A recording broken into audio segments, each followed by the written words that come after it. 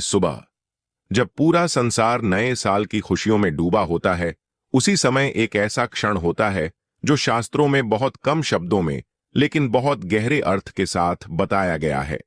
कहा जाता है कि वर्ष का पहला सूर्योदय केवल समय की शुरुआत नहीं करता, बल्कि हमारे कर्मों का नया लेखा भी खोल देता है।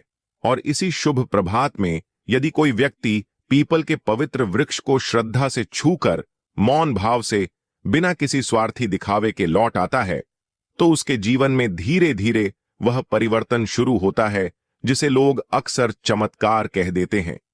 पीपल केवल एक पेड़ नहीं है, यह ब्रह्मा, विष्णु और महेश तीनों शक्तियों का जीवित स्वरूप माना गया है। पुराणों में कहा गया है कि जहां पीपल खड़ा होता है वहां अदृश्य रूप से देवताओं का वास होता है और नए वर्ष के पहले दिन उस ऊर्जा का प्रवाह सबसे अधिक होता है। बहुत से लोग पूछते हैं, क्या सिर्फ छू लेने से गरीबी मिट जाएगी? तो शास्त्र साफ कहते हैं कि गरीबी केवल पैसों की कमी नहीं होती, बल्कि सोच, भय, कर्म और आत्मविश्वास की दरिद्रता भी होती है। 1 जनवरी के दिन पीपल को छूना दरअसल उस पुराने डर, पुराने आलस्य और पुराने भाग्य को विदा करने का संकेत होता है। जब व्यक्ति पीपल के तने को हाथ लगाता है, तब वह अनजाने में अपने जीवन के बोझ, अपने कर्ज, अपने दुख और अपनी असफलताओं को उस वृक्ष के चरणों में छोड़ देता है। यही कारण है कि हमारे पूर्वज कहते थे, पीपल को छूकर लौट आओ, पीछे मुड़कर मत देखो, क्योंकि पीछे देखने का अर्थ है पुराने दुखों को फिर से उठा लेना।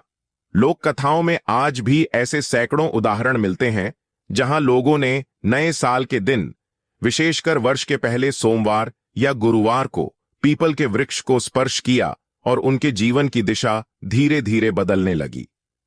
किसी को अचानक नौकरी का रास्ता मिला, किसी का वर्षों से रुका हुआ धन वापस आया, किसी के घर में शांति लौटी, तो किसी के मन से वह डर चला गया जो उसे आगे बढ़ने से रोक रहा था। यह सब इसलिए नहीं हुआ कि पेड़ ने पैसे दे दिए, बल्कि इसलिए हुआ क्योंकि पीपल ने उनके भीतर छुपी नकारात्मक ऊर्जा को सोख लिया। वैज्ञानिक भी मानते हैं कि पीपल ऐसा वृक्ष है जो सबसे अधिक प्राणवायु छोड़ता है और आध्यात्मिक दृष्टि से यही प्राणवायु मनुष्य के भीतर नई आशा भरती है। ध्यान देने वाली बात यह है कि यह क्रिया दिखावे के लिए नहीं होती, न फोटो, न वीडियो, न शोर। बस नए साल की सुबह स्नान करके मन में एक ही भावना रखकर, हे ईश्वर, जो भी मेरे जीवन में गलत चल रहा है उसे यहीं छोड़कर जा रहा हूं। पीपल को दोनों हाथों से छूकर आंखें बंद करके 3 गहरी सांस लेकर वापस आ जाना। न मंत्र जरूरी है, न दान की मजबूरी, क्योंकि शास्त्र कहते हैं जहां सच्ची भावना होती है वहां शब्दों की जरूरत नहीं पड़ती। कई संतों ने कहा है कि जो व्यक्ति 1 जनवरी को पीपल के पास जाता है वह दरअसल अपने आने वाले 12 महीनों की नींव रखता है। जैसे किसान बीज बोने से पहले भूमि को प्रणाम करता है, वैसे ही यह प्रणाम जीवन की भूमि के लिए होता है। पीपल का स्पर्श यह याद दिलाता है कि जीवन केवल लेने का नाम नहीं, छोड़ने का भी नाम है। और जब इंसान छोड़ना सीख लेता है, डर, अहंकार, निराशा, तब समृद्धि अपने आप रास्ता खोज लेती है। इसलिए यह मत सोचिए कि उसी दिन अमीर बन जाएंगे, बल्कि यह समझिए कि उसी दिन से गरीबी का रास्ता बंद और समृद्धि का रास्ता खुलना शुरू हो जाता है। यह प्रक्रिया धीरे धीरे होती है, लेकिन स्थायी होती है।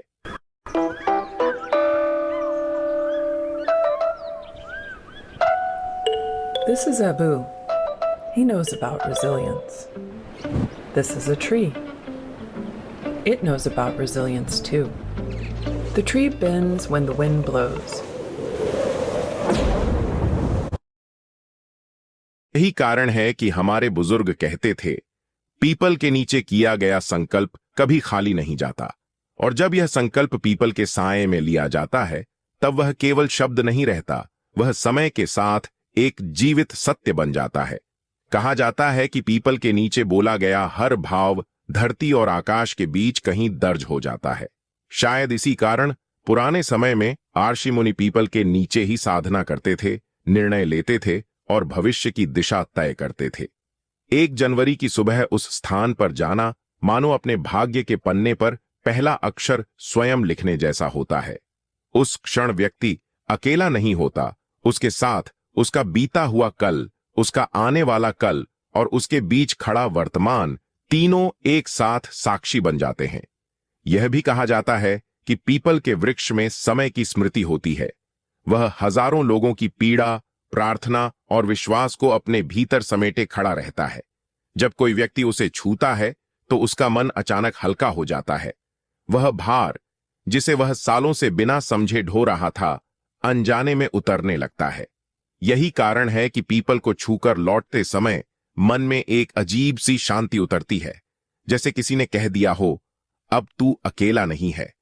कुछ लोग कहते हैं कि लौटते समय अगर मन में कोई डर या शंका उठे तो उसे दबाने की कोशिश न करे, बस चलते रहे, क्योंकि यह शंका ही उस पुरानी गरीबी की आखिरी पकड़ होती है जो जाते जाते भी आपको अपनी ओर खींचना चाहती है। लेकिन जो व्यक्ति बिना पीछे देखे, बिना किसी अपेक्षा के घर लौट आता है, उसके भीतर एक नई ऊर्जा जन्म ले लेती है। वही ऊर्जा आने वाले दिनों में सही फैसलों, सही मेहनत और सही अवसरों का रूप लेती है। ध्यान रहे, यह कोई एक दिन का जादू नहीं, बल्कि एक दिशा है। जिस दिन इंसान भीतर से यह मान लेता है कि अब मुझे बदलना है, उसी दिन परिस्थितियां भी धीरे धीरे बदलने लगती हैं। पीपल का स्पर्श उसी अंदरूनी स्वीकारोक्ति की मुहर होता है, जैसे जीवन खुद कह रहा हो, अगर तू तैयार है तो मैं भी तैयार हूं। कई बार लोग पूछते हैं कि क्या यह हर साल करना चाहिए? तो बुजुर्गों का उत्तर बड़ा सरल था, जब तक मन भारी लगे तब तक जाना चाहिए। क्योंकि पीपल किसी एक तारीख से बंधा नहीं है, लेकिन साल का पहला दिन मनुष्य को सबसे ज्यादा खुला और कोमल बना देता है। उस दिन लिया गया छोटा सा संकल्प पूरे वर्ष की चाल बदल सकता है।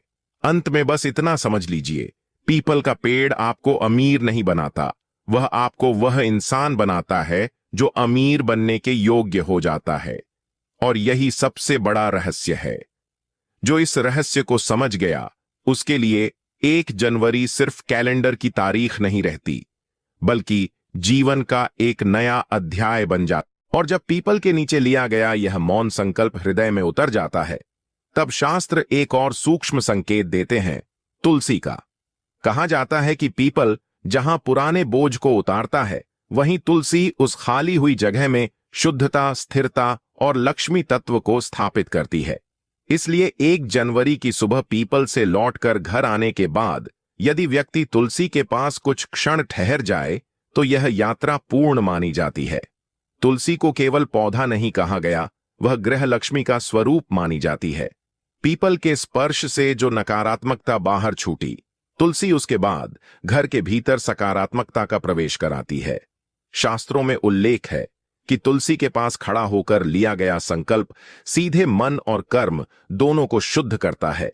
इसलिए पीपल से लौटने के बाद तुलसी के सामने दीपक जलाकर एक क्षण के लिए आंखें बंद करके बस इतना कहना पर्याप्त है, जो छोड़कर आया हूं वह लौटे नहीं, और जो पाना है वह धर्म और परिश्रम के साथ मिले।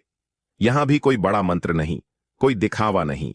तुलसी को जल चढ़ाना या सिर्फ उसका दर्शन करना ही काफी माना गया है।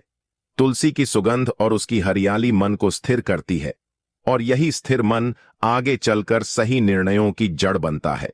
कहा जाता है कि जहां तुलसी नियमित रूप से सम्मान पाती है, वहां धन रुकता है, भटकता नहीं।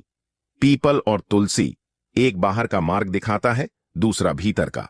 पीपल सिखाता है छोड़ना, तुलसी सिखाती है संभालना।